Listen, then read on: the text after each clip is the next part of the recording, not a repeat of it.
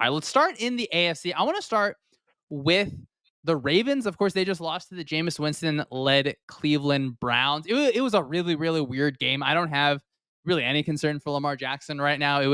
They had like a 4th and 1 that they didn't get early in the game. They have this like a bunch of weird drops. They had like a really poor third down day. Like one of their drops is because like where the sun is. Tej, I'm a fan of play all the games in domes, but that's a different issue. They had a bunch of dropped interceptions. Kyle Hamilton drops an interception that could have just kind of sealed the game there. I do think they'll be able to run on other teams. My biggest concern for this team, and I imagine that you share it because we talked about it before earlier in the season, and now it feels like it's popping up more. I am concerned about the pass rush unit, where when I look at their kind of dominant win against the Bills, they were able to generate a bunch of pressure, but Jameis Winston, he was just hanging out back there. Like he was really able to be comfortable, to be able to throw in rhythm. And I get if someone looks at the defense and says, oh, maybe it's not just the defensive line. Maybe you need to add a piece to the secondary. For me, it's 100% at the defensive line spot. And now if I could think of, a defensive end who maybe has worn a Ravens jersey before that could, you could bring in, is it a Jadeveon Clowney? Maybe that could work. But certainly the pass rush is what I'm looking for. And they should be a team that, hopefully they can play from ahead. You hopefully get that pass rush unit that is able to just kind of slam the door shut. It certainly feels like they don't have that right now. Do you have a different concern, or what is your concern? Kind of what are some of the thoughts you have here for the Ravens?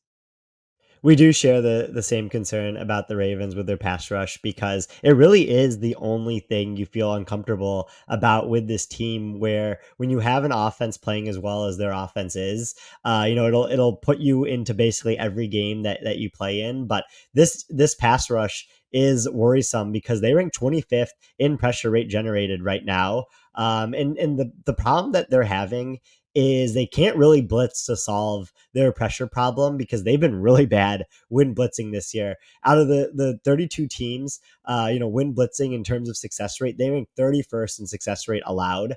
So they haven't done a great job blitzing this year. And I think a lot of it just falls onto some of the regression to the mean from the players that really played well last year and got a lot of pressure on the quarterback, where you have Justin Matabuke, who had a 13% pressure rate last season. That's dropped down to 9% this year. You have Odafe Owe, who had an 18% pressure rate last season. It's dropped down to 8% this year. And then same thing with Kyle Van Noy, 14% pressure rate last season, 11.5% this year. And then you mentioned you lose a lot of pressures in Jadeveon Clowney with those going to Carolina. So when you are having this 4-man pass rush that you have to put out consistently because you haven't been good against the blitz this year, and you can't really get home with 4, it's caused a problem for this Ravens defense, and they're letting up a lot of explosives because of it, because the quarterback is able to sit back for so long, like Jameis Winston was able to do yesterday with his 4-second time to throw.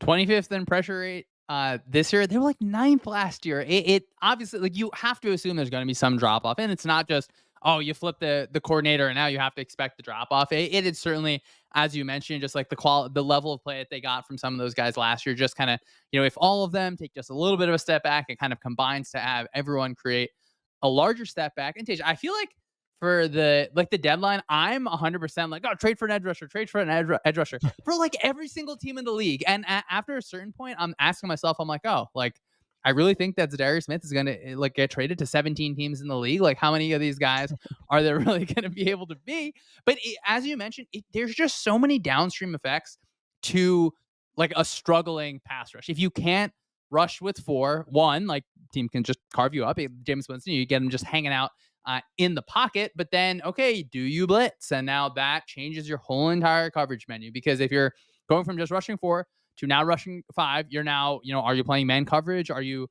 just like playing 3 deep, 3 under? Are you playing some of these fire zones where, look, it is going to end up more like man coverage? And if you're not as comfortable dealing with just what the offense throws at you, that becomes a big problem. And then do you become a team that's a 6 team or a 6-player pressure team where, if that's not your identity, it can just like it sticks out when teams are really, really struggling at that specific thing, because it's like, well, that's not like your regular changeup.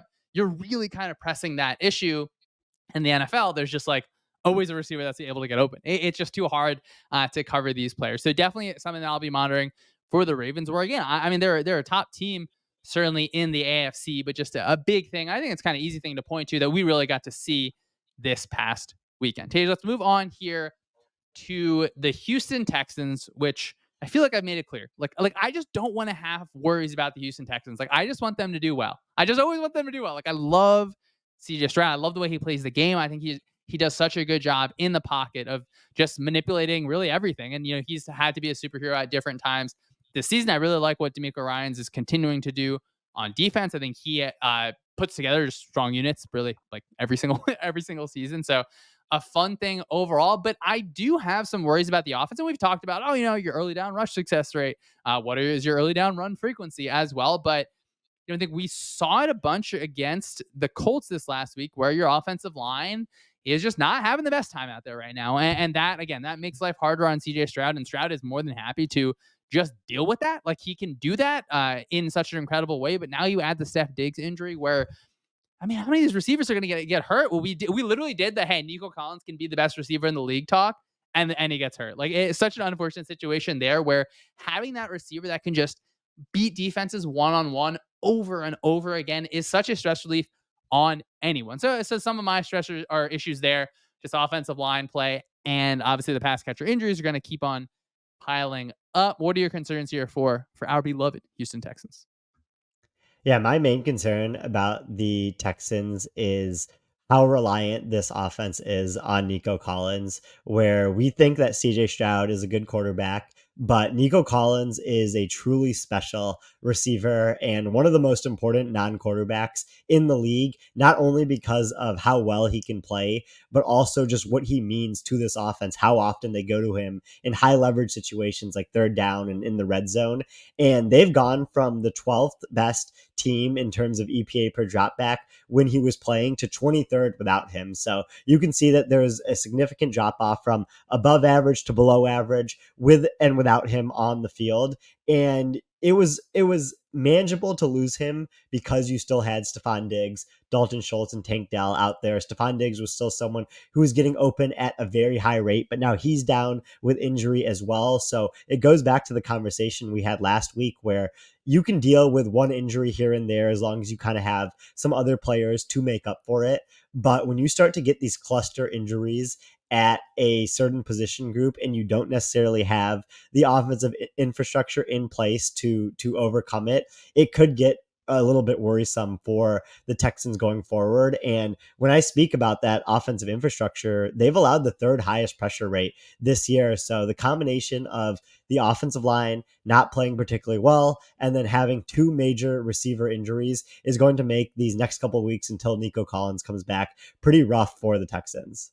We got to be allowed to turn injuries off. It's too frustrating because like you mentioned, like Stroud he is so good in the pocket, and he can really create kind of magic out of nothing in so many ways, and it's just or I guess annoying is the wrong word, but like it's tough to just kind of watch. I think some of their struggles that they have, and certainly a lot of that is thanks to injury, and I don't know. You hope that maybe the defense, they're the way that they're playing and they can just sort of pick things up and help things out. And I think Joe Mixon, I think he had over 100 rush yards against the Colts again, but he had a lower success rate day. So overall, another team that like I like a lot that I feel good about. Just you like have that pointed concern where it's like, okay, like all these teams, like now we're differentiating between, all right, who do you pick from the Ravens, the Texans, the Bills, that really top end right under the Chiefs in the AFC. And so you just take this big microscope to this kind of smaller thing. Speaking of our Bills, I feel like the Bills, they kind of like moved us off their scent a little bit when they lost to the Ravens and the Texans. And it was like, okay, like we have Baltimore, they're just kind of be the top team there. And then Buffalo had such an awesome win against the Seahawks, where I thought we got to see a lot of just like the positive aspects of having Mari Cooper there, where it's not like Cooper had like a big day I mean, he ran a lot of routes certainly on the day, but it's the same way where the Texans, where you take one guy out and that has negative downstream effects. When you add a guy into a specific role, that can have so many just like positive effects where you can really be comfortable with Keon Coleman on the outside. Yeah, sprinkle him in the slot just a little bit, but he's going to be outside, maybe away from just certain, formation or certain players in coverage. Then you have Khalil Shakir, who, as he gets or continues to be healthy, like he could just create a lot of stress in the slot. So, like at the receiver position, yeah, kind of a fun group overall. I don't know if you have any thoughts here just about the Bills, maybe something that when we think of a concern for them. Yeah, I mean, you really summarized why this Bills offense is so good right now. Third in offensive EPA per play. Khalil Shakir is just like a first down machine when he's targeted. It's so impressive how efficient he is as a pass catcher in the Bills offense. Keon Coleman has really just come alive these past couple of weeks where he's doing such a good job in contested catch situations. Him and Allen have developed some chemistry. The trust is clearly there. And adding in Amari Cooper, even though he didn't do much in this game in particular, just like kind of makes it harder for the defenses to have to stretch out and defend this whole offense. And so I don't really have any concerns about the offense going forward, just because Josh Allen is so good. This receiver group they all can offer you different things depending on the type of defense that you're playing. And the only concern that I have about this defense, and it's a minor concern, is they just get torn apart over the middle of the field. We didn't see it a ton in the Seahawks game. Just it was an off day for the Seahawks offense overall, but they have not done well defending middle of the field passes so far this year. And so when I think about them having to play some of the top offenses in the AFC, and where those offenses are going to want to attack when it comes to the Chiefs and the Ravens and teams like that. Like they're going to want to throw to some of their players over the middle of the field. And so the Bills need to get healthy in those areas with some of the injuries that they've had on and off there, but also just like put more emphasis on defending the middle of the field. And they should be a better defense once that happens.